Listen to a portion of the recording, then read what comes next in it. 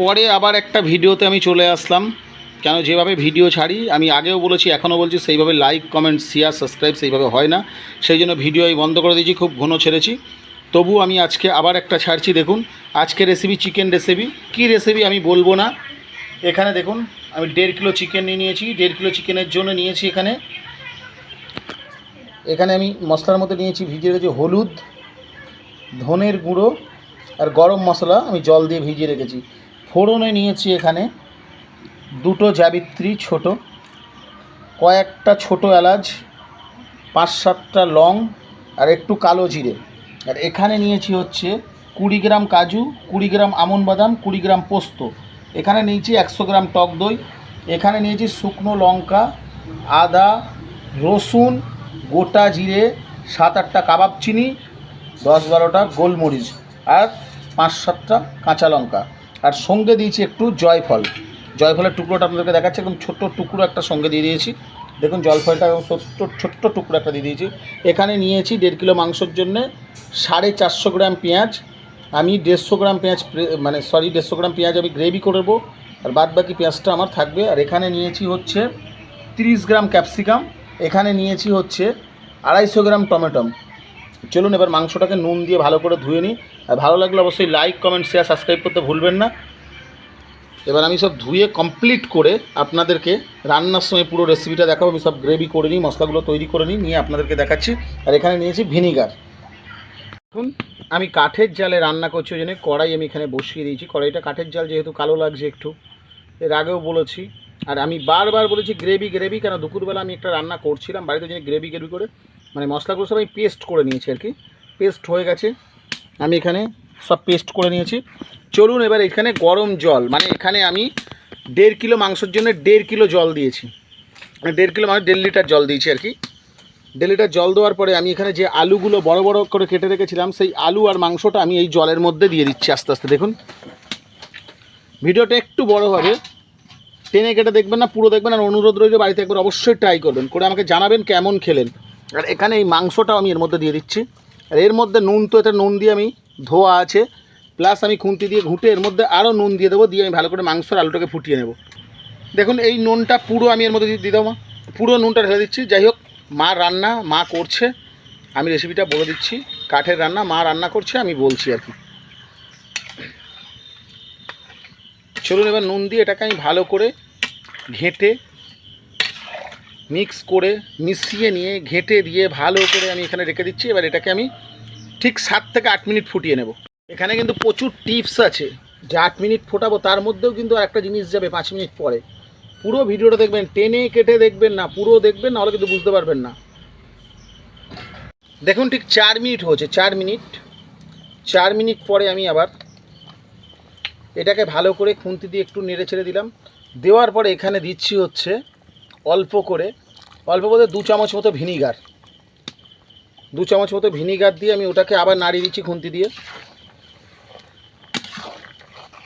দেখুন ভিনিগারটা দেওয়ার পরে থেকে 1 মিনিট হয়ে গেছে। 1 মিনিট হওয়ার পরে আমাদের ক্যাপসিকাম আর টমেটোটা আমি 4 ফালি করে নিয়েছিলাম, সেই ক্যাপসিকাম আর টমেটোটা এর মধ্যে দিয়ে দিলাম। দিয়ে আবার খুন্তি দিয়ে আমি ভালো করে এটাকে ঘেঁটে দিচ্ছি। দেখুন ঠিক গুনে দেখুন ধোঁয়া হচ্ছে, কাঠের জাল ধোঁয়া একটু হবে। গুনে আমার একদম just time 7 minute 56 second, 8 minute হয়ে গেছে। আলুটা আমি তুলে নেব, মাংসটা আমি তুলে নেব, টমেটোগুলো সব আলাদা করে নেব। ভিডিওটা অনেক বড় হবে, ওই জন্য আমি আলাদা করে নিয়ে আপনাদেরকে দেখাচ্ছি। টোটাল আলাদা করে নেব সব। আর এই জলটা কিন্তু অবশ্যই কাজে লাগবে, ওই জলটা কিন্তু ফেললে হবে না, ওই জলটা কাজে লাগবে। আর এগুলো আমি আলাদা করে নিচ্ছি। দেখুন এখানে মাংস, ক্যাপসিকাম আর টমেটো আমি আলাদা করে নিয়েছি। আর এখানে নিচে একটা ডেস্কি নিয়ে নিয়েছি, কারণ একটা ঝাঁঝির মধ্যে দিয়ে আমি ঝাড়িয়ে নিয়েছি। আর এখানে আলুগুলো আমি এই যে তুলে নিয়েছি। এবার কড়াইটা এখানে বসিয়ে দিয়েছি, কড়াইটা গরম হচ্ছে। এর মধ্যে আমি এবার সর্ষের তেল দেব। দেখুন কড়াই আমার গরম হয়ে গেছে। এবার এখানে আমি দেব হচ্ছে সর্ষের তেল। এখানে কিন্তু সাদা তেল চলবে না, আপনারা পারলে খেতে পারেন, অসুবিধা নেই, একটু টেস্টটা কম হবে। সর্ষের তেল আমি এখানে সর্ষের তেল দিচ্ছি প্রায় 200 গ্রামের মতো তেল দেব, কেন মুরগির মাংসের তেল বেশি লাগে। দেখুন আমি 200 গ্রামের মতো তেল দিচ্ছি এখানে। এবারে আমার যে আলুগুলো আছে তেলটা গরম হলে আলুগুলোকে ভালো করে ভেজে নেব। দেখুন তেল গরম হয়ে গেছে, এবার আলুগুলো আমি এর মধ্যে দিয়ে দিলাম, দিয়ে এই আলুগুলো ভেজে নিচ্ছি ভালো করে।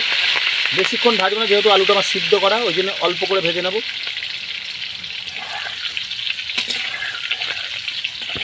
দেখুন আলুটা লাল লাল করে আমি ভেজে নিয়েছি, এবার আলুটাকে আমি তুলে রাখছি, আলুটাকে তুলে নিচ্ছি। প্রতিটা স্টেপ ফলো করবেন, অবশ্যই অনুরোধ রইল একবার অবশ্যই বাইরে ট্রাই করবেন।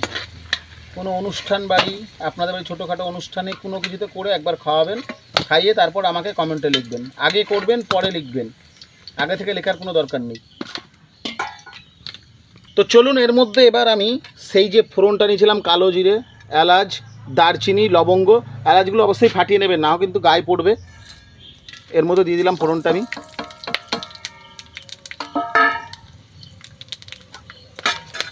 দেখুন ফোড়নটা থেকে দারুণ একটা স্মাইল উঠেছে, বেশিক্ষণ নয়, যেহেতু কাঠের জাল হেভি জোরে জ্বলছে। এবার যে পেঁয়াজটা আমার কোচানো ছিল সেই পেঁয়াজটা দিলাম, আর আলাদা তো পেস্ট করাই আছে পেঁয়াজ। এবার এর মধ্যে আমি একটু অল্প করে নুন অ্যাড করব। দেখুন আমি অল্প করে নুন অ্যাড করলাম একটু। এবার এই পেঁয়াজটাকে আমি একটু প্রায় 90% মতো বয়েল করে নেব, কারণ যেহেতু আমি মাংস আলু সব সিদ্ধ করে নিয়েছি। বলেছি প্রতিটা স্টেপ আপনারা ফলো করবেন। দেখুন পেঁয়াজটা আমার বয়েল হয়ে গেছে বলেছিলাম। এবার চলুন জিরে, আদা, জয়ফল, রসুন, কাঁচা লঙ্কা, শুকনো লঙ্কা এই পেস্ট আমি এখানে দিয়ে দিলাম, পুরো মিক্সচার থেকে ডাইরেক্ট ঢেলে দিলাম। দেখুন এই মশলাটাকে আমি এখানে দিয়ে দিলাম। এবার যে মশলাটা আমার ভেজানো ছিল, ধনে গুঁড়ো, হলুদ আর গরম মশলা যেটা ভেজানো ছিল, এটা মিক্সচারের মধ্যে আমি জল দিয়ে, হালকা জল দিয়ে মেখে নিয়েছি, এটাও এর মধ্যে আমি দিয়ে দিলাম পুরো। এবার এটাকে আমি একটু ভালো করে কষবো, আর ভালো যতক্ষণ আমার তেল ছাড়বে ততক্ষণ আমি এটাকে ভালো করে নাড়িয়ে নাড়িয়ে নাড়িয়ে নাড়িয়ে ভালো করে কষবো, আমার তেল ছাড়া অবধি আমি অপেক্ষা করব। দেখুন এখানে আমার মশলার মধ্যে তেল ছেড়ে দিয়েছে। এবার কাজু, আমন আর পোস্ত আমি এখানে দিয়ে দিলাম, আর জালটা স্লো রাখলাম। আর গ্যাসে হলে অবশ্যই খেয়াল করবেন, গ্যাসে হলে স্লো করে দেবেন। তো আমি এখন কাঠের জালটা স্লো রাখলাম, আর আমি এখান থেকে পুরো আমি মশলাটাকে দিয়ে দিলাম, দিয়ে মশলাটাকে আস্তে আস্তে আস্তে আস্তে আমি ভালো করে নাড়িয়ে কষিয়ে নিচ্ছি। দেখুন আমার মশলায় পুরো তেল ছেড়ে দিয়েছে। তো ছেড়ে দেওয়ার পরে এবার যে মাংসটা আমার এখানে সিদ্ধ করে আমি রেখে দিয়েছিলাম, সেই মাংসটা আমি এর মধ্যে দিয়ে দিলাম, দিয়ে ভালো করে মাংসটা নাড়িয়ে চাড়িয়ে ভালো করে মিক্স করব। মিক্স করে ভালো করে মশলা, প্রতিটা মশলা আমি যেন মাংসের মধ্যে প্রতিটা মশলা ঢোকে। আমি কিন্তু যতই ধরে নিক এখন কিন্তু আমি জল বা তেল কিছু ব্যবহার করব না, বলেছি বারবার টিপসগুলো ফলো করতে। গ্যাস হলে স্লো রাখবো, আর কাঠের জালটা আমি স্লো রেখেছি। এইভাবে আমি প্রতিটা মাংসের মধ্যে মশলাটা ঢুকিয়ে নেব। দেখুন ভালো করে মশলাটাকে আমি মিক্স করে নিয়েছি, মানে মিশিয়ে নিয়েছি, ভালো করে কষছি। আর এই স্টেপে নুনটা চেক করবেন, যেমন লবণটা চেক করবেন, নুন বা লবণ যে যেটা বলে। তো এই স্টেপে ঝালটা আপনাদের মতো দেবেন, কেমন খাবেন। তো এই স্টেপের লবণটা আমার কম হয়েছে, তো এই স্টেপে আমি একটু লবণ দিয়ে দিচ্ছি। দেখুন এই স্টেপে আমি একটু লবণ দিয়ে দিলাম, দিয়ে আমি এটাকে ভালো করে আবার নাড়িয়ে নিচ্ছি, মানে ভালো করে মিক্স করে নিচ্ছি। দেখুন এবার আমার মাংসটা ধরে নিচ্ছে তলায়। তো আমার সেই মিক্সচার মশলা যেগুলো করেছিলাম, সেই বাটি ধোয়া জলটা আমি এই সাইড দিয়ে দিলাম, দিয়ে আমি এবার মিক্স করে নিচ্ছি, মানে মিশিয়ে নিচ্ছি ভালো করে মিশিয়ে। ভিডিওটা বড় হচ্ছে বলে পুরো দেখাতে পারছি না, ভালো করে মিশিয়ে নিচ্ছি। এবার দেখুন মাংসটা ভালো করে কষিয়ে নিয়েছি আমি। এবারে যে আলুগুলো ভাজা ছিল সেই আলুগুলো আমি এর মধ্যে দিয়ে দিলাম, দিয়ে এটাকেও ভালো করে মিক্স করে নিচ্ছি, মানে মিশিয়ে নিচ্ছি। চলুন মিশিয়ে নেওয়ার পরে এবার আমি যে টক দইটা ফেটিয়ে রেখেছিলাম, সেই টক দইটা আমি এখান থেকে আস্তে আস্তে দিয়ে দিলাম। বেশি জোরে দেবেন না, আস্তে আস্তে চারি সাইড দিয়ে ঘুরিয়ে দইটা দেওয়ার চেষ্টা করবেন, দিয়ে ভালো করে মিশিয়ে নেবেন।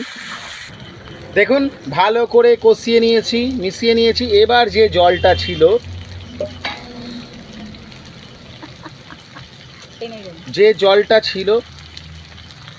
সিদ্ধ করা যে জলটা ছিল, সেই জলটা আমি এবার এর মধ্যে আস্তে আস্তে সেই পুরো জলটাকে আমি দিয়ে দিলাম। বলেছিলাম না জলটা অবশিষ্ট আমার কাজে লাগবে।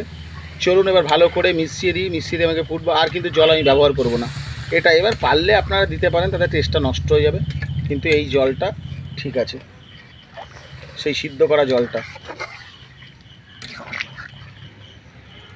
তবে যদি মনে করেন যে আমি কষানো অবস্থা, আপনাদেরকে বলিনি একটা কথা ভুলে গেছিলাম, যাই হোক, যেভাবে আমি কষেছি কষানো অবস্থা যদি মনে করেন খাবেন, ওটাও খেতে পারেন। এত সুন্দর টেস্ট, এত সুন্দর স্মাইল ছেড়েছে, আপনাদের না দেখলে বোঝাতে পারবো না, এত সুন্দর একটা স্মাইল এসছে। যাই হোক, কথার মধ্যে অনেক কথা হলো, টিপসগুলো ফলো করবেন। তো এখানে আমি ওই জলটা দেওয়ার পরে, যে সিদ্ধ জলটা দেওয়ার পরে আমি এখানে কিন্তু 5 থেকে 7 মিনিট আমি এরকম টকবক করে ফোটাবো। তারপরে আরও মশলা আছে এখানে দেব।